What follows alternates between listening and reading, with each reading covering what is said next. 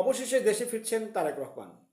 বিএনপির ভারপ্রাপ্ত চেয়ারম্যান তারেক রহমান আগামী 25 ডিসেম্বর দেশে ফিরবেন বলে জানিয়েছেন দলটির মহাসচিব মির্জা ফখরুল ইসলাম আলমগীর।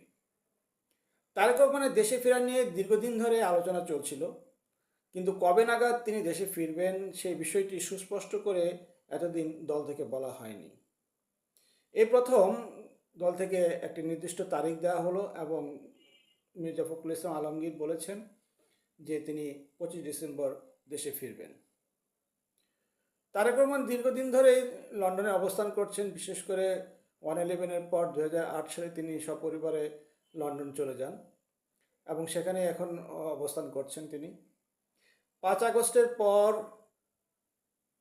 তার দেশে ফেরা নিয়ে বিভিন্ন রকম কথাবার্তা আলোচনা হচ্ছিল।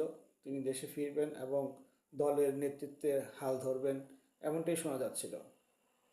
এদিকে খালেদা জিয়া দীর্ঘদিন ধরে অসুস্থতার মধ্যে আছেন এবং সম্প্রতি তিনি এভার কেয়ার হাসপাতালে চিকিৎসা নিচ্ছেন।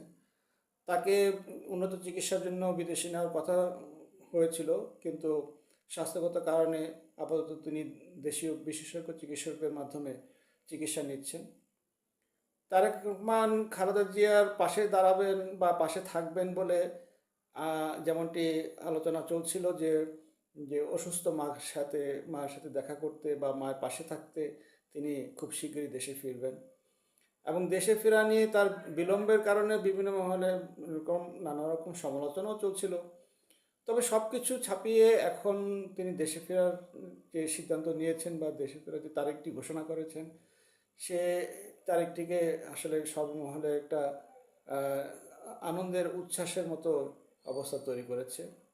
আগামী নির্বাচনে তার নেতৃত্ব এবং দলকে এগিয়ে নেওয়ার জন্য তার পরিকল্পনা খুবই কাজে দিবে এবং দলের জন্য সেটা আসলেই খুবই জরুরি ছিল। তো আমরা বলতে পারি যে তারেক রহমান দেশে ফিরলে রাজনীতির অঙ্গনে তাকে ঘিরে একটা নতুন রকম একটা আবহাওয়া তৈরি হবে এবং আগামী নির্বাচনে তার উপস্থিতি বিএনপিকে অন্তত উজ্জীবিত করবে।